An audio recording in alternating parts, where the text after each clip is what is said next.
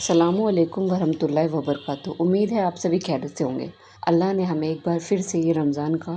تحفہ دیا تھا اور رمضان ہم سبھی نے رکھے، دعائیں مانگی،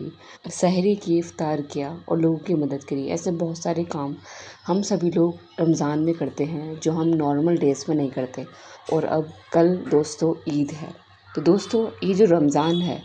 یہ ہر سال آتا ہے، لیکن ہر سال ہمیں رمضان کیا سکھاتا ہے، آئیے اس بات پر غور کرتے ہیں۔ سب سے پہلے سحور ہمیں یہ سکھاتا ہے کہ ہمیں صبح فجر میں اٹھنا چاہیے، اور کیول اٹھنا نہیں چاہیے بلکہ ہمیں صبح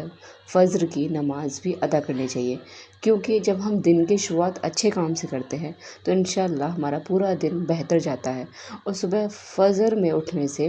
ہمارے جو ڈے ٹو ڈے کے کام ہیں وہ روٹین میں اسٹارٹ ہو جاتے ہیں، اور ہم ایکسرسائز کر سکتے ہیں، اللہ کی عبادت کر سکتے ہیں، اور سب سے پہلا جو ہمارا نماز جو ہم پر فرض کی گئی ہے اس سے اپنے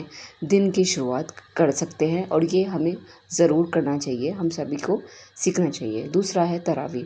تراویح سے ہمیں یہ سمجھ میں آیا کہ ہمیں رات میں بھی پڑھائی کرنے کے لیے، رات میں بھی نماز پڑھنے کے لیے، رات میں بھی تہجد پڑھنے کے لیے اٹھنا چاہیے، کیونکہ بہت سارے ایسے کام ہوتے ہیں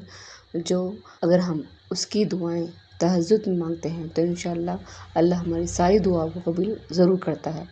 تو ہمیں اس بات کو بھی دھیان رکھنا چاہیے۔ تیسرا ہے فاسٹنگ۔ یہ ہمیں یہ سکھاتا ہے کہ ہمیں خود کو کنٹرول کرنا چاہیے، ہمیں اپنے نفس پر کنٹرول کرنا چاہیے، کیونکہ رمضان کے علاوہ شیطان کھلا رہتا ہے تو ہمارا جو مائنڈ ہے وہ ڈائیورٹ کرتا ہے، لیکن ہمیں ایک پل رک کر یہ دیکھنا چاہیے کہ میں کیا کر رہا ہوں یا میں کیا کر رہی ہوں، میں صحیح راستے پر ہوں یا غلط راستے پر ہوں۔ اگر آپ کا دل، آپ کا مائنڈ یہ طے کر لے کہ ہاں یہ غلط راستہ ہے، لیکن پھر بھی آپ کا من کرے تو آپ کو رک جانا چاہیے۔ یہی ہمیں اپنے نفس کو کنٹرول کرنا ہے، کیول رمضان میں نہیں بلکہ پورے زندگی میں ہمیں یہ سیکھنا ہے۔ اور ہے ریڈنگ دا قرآن۔ ہمیں اپنے دن میں پرائیورٹی دینی چاہیے قرآن پڑھنے کی، چاہے ہم ایک ہی پڑھنا پڑے لیکن پڑھے ضرور، اور یہ ہم اپنے دن میں شیڈول بنا لیں کہ ہم ہر نماز کے بعد کم سے کم ایک پڑھنا قرآن کا ضرور پڑھیں، کیونکہ ہم یہ عبادت کسی اور کو دکھانے کے لیے نہیں کر رہے، یہ عبادت ہم اپنے لیے کرتے ہیں اور اپنے اللہ کو خوش کرنے کے لیے کرتے ہیں۔ تو ہمیں جو بھی پارہ پڑھنا ہے یا جتنا بھی ہمیں پارے کے پیج پڑھنے ہیں قرآن کے، تو وہ ہمیں